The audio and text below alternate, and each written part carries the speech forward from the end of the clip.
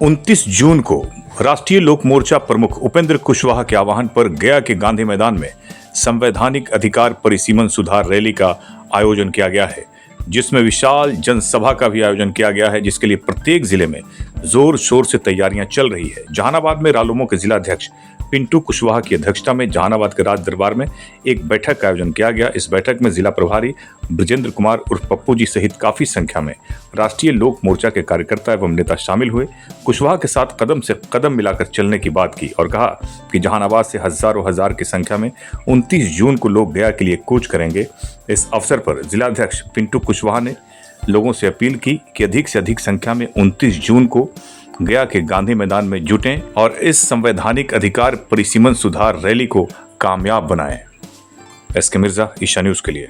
मोर्चा जिंदाबाद जिंदाबाद जिंदाबाद, उपेंद्र कुशवाहा जिंदाबाद जिंदाबाद जिंदाबाद, संवैधानिक अधिकार परिसीमन सुधार, संवैधानिक अधिकार परिसीमन सुधार, राष्ट्रीय लोक मोर्चा जिंदाबाद जिंदाबाद जिंदाबाद, उपेंद्र कुशवाहा जिंदाबाद जिंदाबाद जिंदाबाद। मोर्चा के द्वारा संवैधानिक अधिकार महारैली 29 जून को गया जी के ऐतिहासिक गांधी मैदान में सुनिश्चित हुआ है।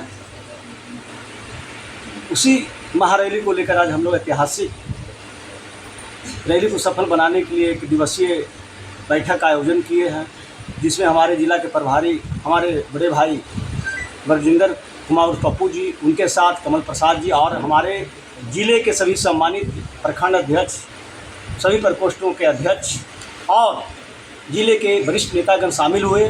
हम लोग इस पर आज अपने प्रभारी महोदय के सामने हम लोगों को होमवर्क दिया गया है।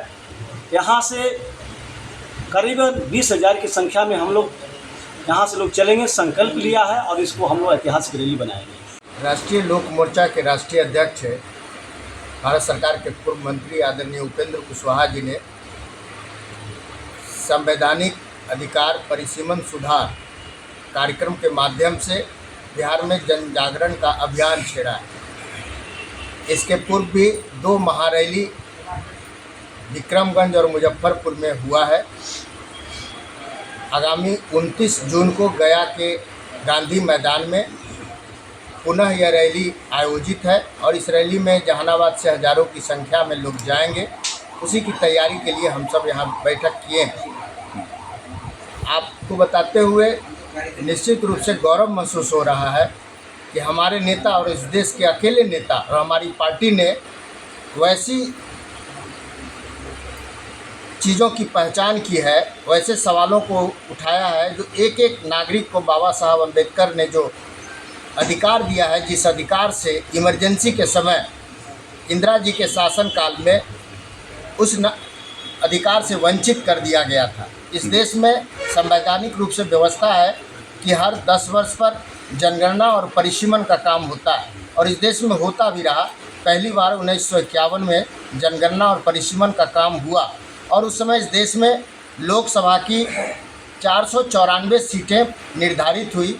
पुनः 10 वर्षों के बाद जनगणना और परिसीमन हुआ तो 1961 में 522 और यही क्रम 10 वर्षों के बाद 1971 में हुआ तो यह क्रम 543 हुआ। अगर यह क्रम चलते रहता तो आज बिहार में 40 लोकसभा सीटें हैं, जिसके जो 76 में फ्रीज कर दिया गया इंदिरा जी के आपातकाल में। अगर वो फ्रीज ना होता, ये क्रम चलते रहता तो आज बिहार में 60 से अधिक लोकसभा सीटें होती और अगर अधिक लोकसभा सीटें होती तो बिल्कुल व्यवहारिक बात है कि आज लोकसभा में हमारी संख्या 60 से अधिक हमारे सांसदों की होती। तो बिहार जैसे अविकसित राज्यों को विकसित राज्य बनाने के लिए, बिहार के लोगों के हितों की रक्षा करने के लिए अधिक से अधिक जो केंद्रीय योजनाएं बनती है गरीबों के लिए, वो बिहार को मिलता और उसका लाभ बिहार जैसे राज्य को मिलता। किंतु 50 वर्षों तक इस अधिकार से बिहार जैसे राज्यों को वंचित किया गया है। हमारे नेता ने हुंकार भरा है कि यह 2026 में यह 25 वर्ष का जो फ्रीज है, जो 50 वर्षों से काम बंद है, वो परिसीमन का समय निर्धारित है 2026 में।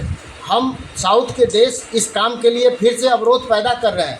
लोकसभा भंग हो रहा है, साउथ में आंदोलन हो रहा है कि अब परिसीमन का काम न हो, जनगणना का काम न हो। हमारे नेता ने तय किया है संकल्प लिया है। जिस हद तक जाना होगा राष्ट्रीय लोक मोर्चा जाएगी और 26 में जो प्रस्तावित है निश्चित तौर पर हम भारत की सरकार से को बाध्य करेंगे कि हर कीमत पर हर हाल में हमको जो भी करना होगा, हमको जो बाबा साहब अधिकार दिए हैं जनगणना और परिसीमन के बाद सीटों के परिसीमन का, हम निश्चित रूप से अधिकार से लेने का काम करेंगे और बिहार का जो विकास का रास्ता अवरुद्ध है हम उस रास्ते को खोलने का काम करेंगे।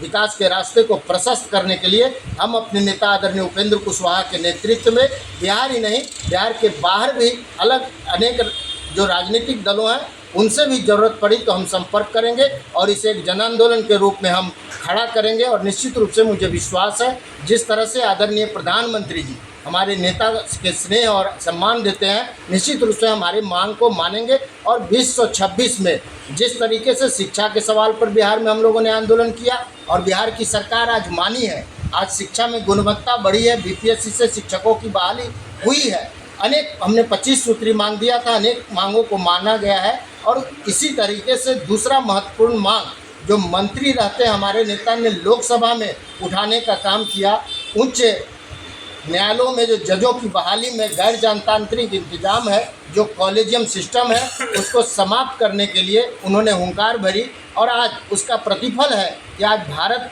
की महामहिम राष्ट्रपति, देश की आदरणीय प्रधानमंत्री और अनेक सांसद और अनेक राजनीतिक दल आज हमारे नेता के साथ खड़े हैं। आज उनकी भी चिंता है कि निश्चित तौर पर जो कॉलेजियम व्यवस्था है वो देश के लिए काला धब्बा है।